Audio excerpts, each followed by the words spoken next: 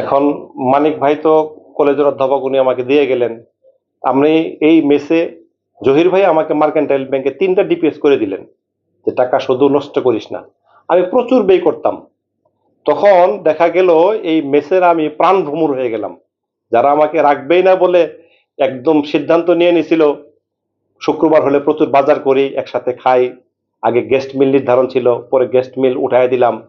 যখন জহির ভাই এরা সবাই বিসিএস পরীক্ষা হয়ে যখন চলে গেল, জহির ভাই চলে গেল জাপান পিএইচডি করার জন্য বিসিএস হওয়ার পরে, জাহাঙ্গীর ভাই চলে গেল ইয়েতে রেসিডেন্সিয়াল মডেল কলেজে গণিতের টিচার হয়ে, তখন আমরা ওই ম্যাচটা ছেড়ে দিয়ে পাশে 70/D ইন্দিরা রোডের নিস্তালে আমরা ভাড়াটে হিসেবে আসলাম। এই মেসে আমরা যে কত ধরনের কাজ করছি। রতন সারদা থেকে ট্রেনিং করে আসলো, সে মালিবাগ থাকতো, মালিবাগ থেকে মেস ছেড়ে দিয়ে সে ইন্দিরা রোডে আসলো। তারপর এখানে আসলো যে জীবন সরোয়ার্দি জীবন, সে এখন পরে পিএইচডি করলো জাহাঙ্গীরনগর বিশ্ববিদ্যালয় থেকে। জীবন এখন কলেজের অধ্যাপক। তারপরে আসলো হারুন, তারপর আসলো মনির মামা, তারপর আসলো সামাদ।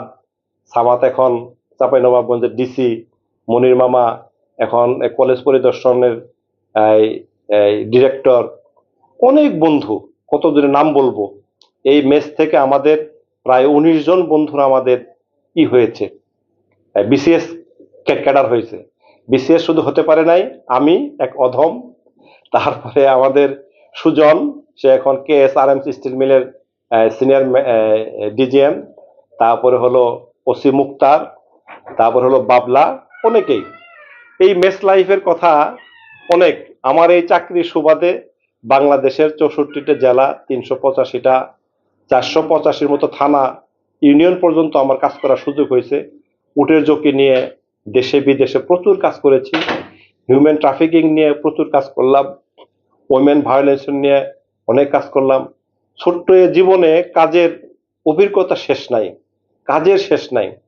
তা কাজ করতে করতে এমন হয়ে গেল যে বাংলাদেশের এতগুলো থানায় এবং উপজেলায় যে আমি গিয়েছি, এই থানাগুলোতে ওই আমার হাতের লেখা মামলা আছে, না হলে জিডি আছে।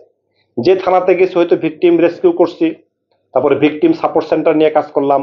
ভিকটিম সাপোর্ট সেন্টার হইলো, তারপর আমাদের সময়ে ভিকটিম সাপোর্ট সেন্টার হইলো ইউএনডিপি থেকে। আমাদের চাহিদা ছিল human rights commission. Human right commission হলো, হিউম্যান রাইট কমিশনের আমাদের প্রচুর ট্রেনিং করলাম, এখান থেকে শিখলাম হিউম্যান রাইট কমিশনের। তারপরে আমরা তদন্ত টিমের সদস্য হলাম। হিউম্যান রাইট টিমের আমাদের ট্রেনিং করাইতেন বড় ভাইয়ের নাম ভুলে গেলাম, তিনি এখনো করান।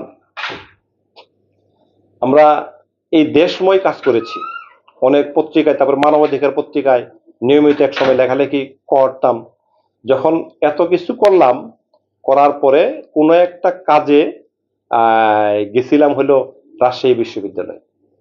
রাজশাহী বিশ্ববিদ্যালয়ে গেলাম, ওইখানে একটা সেমিনার ছিল দেড়মোহর এবং ভরণ পোষণ নিয়ে। দেড়মোহর, ভরণ পোষণ এবং আরো কিছু প্রোগ্রাম ছিল। আমি হাসান ভাই সহ অনেকে গেলাম। যাওয়ার পর রাজশাহী বিশ্ববিদ্যালয়ের অনেক মেয়ে, কয়েকজন মেয়েও এখানে আসছিল। আসার পরে আমার যিনি বর্তমান গিন্নি, ওনার সঙ্গে সেখানে পরিচয় হয়, ফোন নম্বর দিয়ে আসি। তারপর ওনার সঙ্গে দীর্ঘদিন পরে উনি ফোন করে যোগাযোগ করে কথা হয়। যখন ওনার সঙ্গে পরিচয় হলো, যখন বিয়ে করলাম, তখন উনি বললো তুমি ল পড়ো। কোথায় পড়বো কোথায় পড়বো? তখন ওনাদের বিশ্ববিদ্যালয়ের ডিন ছিল আনিসুজ্জামান স্যার, না কি যে নাম ভুলে গেলাম। উনি প্রাইম বিশ্ববিদ্যালয়ের ডিন ছিলেন। গেলাম, উনি বললো তুমি লতে ভর্তি হও। এলএলবি পড়লাম। এলএলবি পড়ার পরে বার কাউন্সিলে পরীক্ষা দিলাম। পরীক্ষায় একবারই পাশ করলাম। পাশ করার পরে ভাই ভাই গেলাম। ভাই ভাই গিয়ে বলল যে আপনার বংশের মধ্যে কে কে লয়ার আছে? তাই আমি বললাম যে আমার মিসেসই লয়ার আছে। কয় তুমি তাহলে আরেকবার আসো। পরে বার ভাইবা দিলাম, পরে তখন পাশ করলাম। 2012 সালে সনদ হয়ে গেল। তারপরে এলএলএম করলাম, হিউম্যান রাইটস এর উপর ডিপ্লোমা করলাম। তারপরে কাজের জন্য এই ডিপ্লোমা করার পাশাপাশি আরেকটা কোর্স করলাম এবং আমিনশিপ করলাম তেজগাঁও পলিটেকনিক ইনস্টিটিউট থেকে। জীবনটা লেখাপড়ার উপরেই যাচ্ছে। এখন এই যে এতগুলো কথা সাক্ষাৎকারে বললাম, একমাত্র ছেলে এবং ভাতিজাদের অনুরোধেই, যে বাবা তুমি অনেক কথা বলো, খাবার টেবিলে অনেক গল্প বলো, তোমার কিছু গল্প বলো, আমরা ভিডিও করে রাখি। জাস্ট এই অনেক কথা বললাম। একটা বিষয় সবার জন্য বলে রাখি, যে আপনি যদি নিজেকে নিজেকে পছন্দ করেন, আমার একটা গুণ ছিল, এটা আমার গুণ বা হ্যাবিট। অনেকে সচিবাইয়ের কথা বলতো, বকশীগঞ্জের যে কোনো বাড়িতে অবাধ আমরা বিচরণ করতে পারতাম, সামাজিকতা এরকম ছিল। বকশীগঞ্জের আমাদের 1 ব্যাচ 2 ব্যাচ 3 ব্যাচ সিনিয়র ভাইদের সঙ্গে মিশতাম, এখনো মিশি, জুনিয়রদের সঙ্গে মিশি। 92 সালে বকশীগঞ্জ ছেড়ে চলে আসছি, এখন যাই 4 দিন 5 দিন থাকি, মেহমানের মতো, থাকা আর হয় না। এই 92 সাল থেকে 2000 এখন কত চলে, 25 বছর আর 8 বছর, 33 বছর। এই 33 বছরে অনেক ছেলে মেয়ে জন্ম হয়েছে, তারা বড় হয়েছে, তাদের বিয়ে হয়েছে, বাচ্চা হয়েছে। এই প্রজন্মদের সঙ্গে আমাদের গ্যাপ পড়ে গেছে। আমরা বকশীগঞ্জের মাটি ও মানুষকে খুব ভালোবাসি, খুব ভালোবাসি। এই ছাত্র কল্যাণ সমিতি, যুব কল্যাণ সমিতি, বকশীগঞ্জ সমিতি, জামালপুর সমিতি, ময়মনসিংহ সমিতি, তারপরে এখন ঢাকা বারে ময়মনসিংহ আইনজীবী কল্যাণ সমিতির প্রচার সম্পাদকের দায়িত্ব পালন করতেছি, এবং জামালপুর সমিতি, বকশীগঞ্জ সমিতিতে আইন সচিব হিসেবে দায়িত্ব পালন করতেছি, এবং ভেড়ামারা সমিতি, কুষ্টিয়া সমিতির উপদেষ্টা হিসেবে দায়িত্ব পালন করি। যে বিষয়গুলা বললাম, একটা হলো আপনার যে কোনো কাজে আপনাকে সিনসিয়ার থাকতে হবে, যে কোনো কাজে। পরিষ্কার পরিচ্ছন্নতা ব্যক্তি জীবনে মাস্ট। আমি যেমন নোংরা বাথরুম দেখতে পারতাম না, নোংরা কাপড় দেখতে পারতাম না, নোংরা ঘর দেখতে পারতাম না। এই জিনিসগুলা কিন্তু আমার এই কাজের পাশাপাশি, এই অপরিচ্ছন্নতার পাশাপাশি কাজের মধ্যেও আমার কিন্তু পরিচ্ছন্নতা আসছে। আমি যে কাজটা করি, যে কাজটা আমার উপরে অ্যাসাইনমেন্ট হয়, বা যে মক্কেল আমার কাছে আসে, তার কাজটাকে আগে বুঝে নেই A to Z। আমি অত বড় মাপের আইনজীবী না। কাজটা বুঝে নেওয়ার পরে তখন আমি তাকে মেডিয়েশন করি, কাউন্সিলিং করি, যে আপনার এই বিষয়গুলা এই করতে হবে, এইভাবে চলতে হবে, এইভাবে করলে আপনি জিতবেন, এভাবে করলে হারবেন।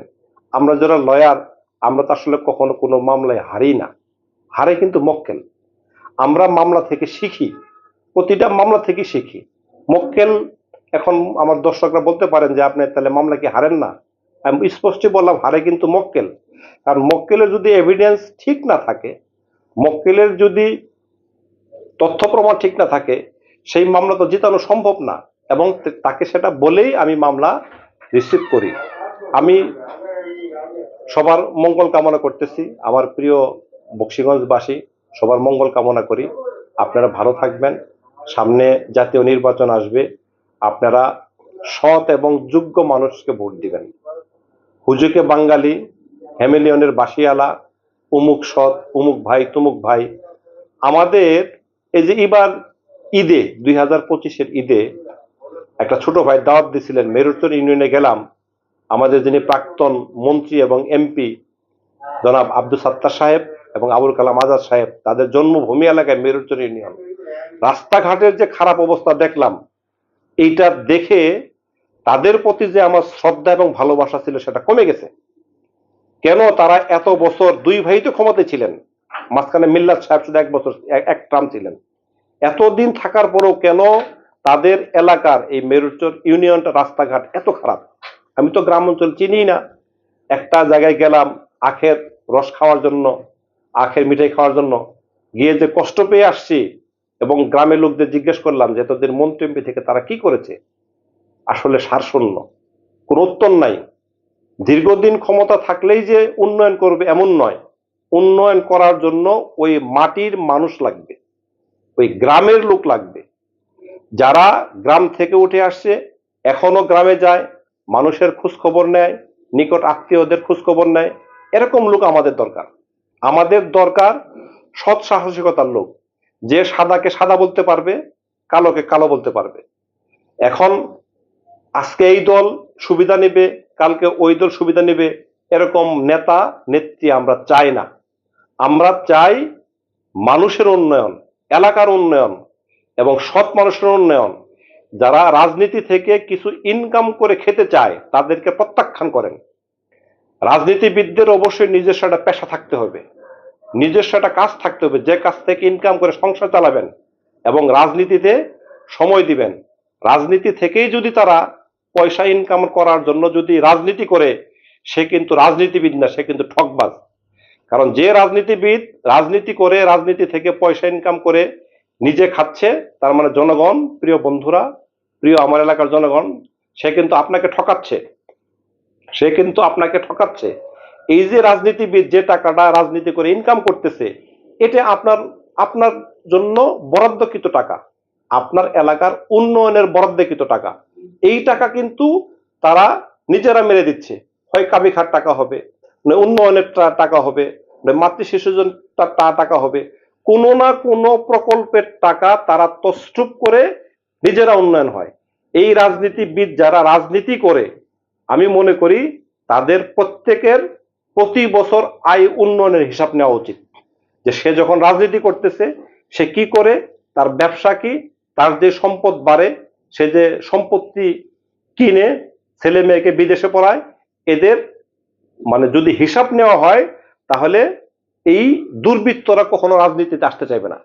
রাজনীতিতে সৎ, ক্লিন, পরিচ্ছন্ন এবং শিক্ষিত লোক আসা উচিত।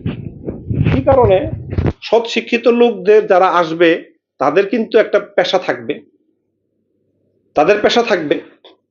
ব্যবসায়ী হলে ব্যবসায়ী, তার একটা পেশা থাকবে। সে যদি শ্রমিক হয় শ্রমিক, তার একটা পেশা থাকবে, কাজ থাকবে। কিন্তু তার কোনো কাজ নাই, সে আসি বলবে আমি রাজনীতি করি, রাজনীতি আমার পেশা, তার মানে সে ধাপ্পাবাজি করে। আপনার বরাদ্দকৃত টাকাটা, আপনার এলাকার উন্নয়নের টাকাটা সে মেনে নিয়ে খায় আসলে। আমি সবার প্রতি অনুরোধ করব, স্বচ্ছ ক্লিন ইমেজ মানুষকে আপনারা দেখবেন। আপনারা হয়তো আমার এই বক্তব্য শুনে ভাববেন, বলবেন ভাই কি রাজনীতিতে আসবেন? কখনোই না। আমি এলাকার একজন সচেতন মানুষ। রাজনীতিবিদরা যেটা ভুল করে সেটাকে আমি ভুল ধরিয়ে দেওয়ার চেষ্টা করি, যারা ভালো করে ভালো বলার চেষ্টা করি। হ্যাঁ, আমি যা ইনকাম করি সেই ইনকাম থেকে কিছু একটা অংশ প্রত্যেক বাড়ি এলাকার মানুষকে আমি দেওয়ার চেষ্টা করি। এটা আমার হ্যাবিট। কারণ আমার প্রয়োজনের অতিরিক্ত যা থাকে সেটা আমি দিয়ে দিই। আমি কোনো বিলাসী জীবনযাপন করি না। আল্লাহ আমাকে পারিশ্রমের ভিতরে বহুত দিয়েছেন, ইনশাআল্লাহ শুক্রিয়া, ভালো আছি। সবার দোয়া চাই। আল্লাহ হাফেজ। দেখা হবে ইনশাআল্লাহ অন্য কোনো ভিডিওতে।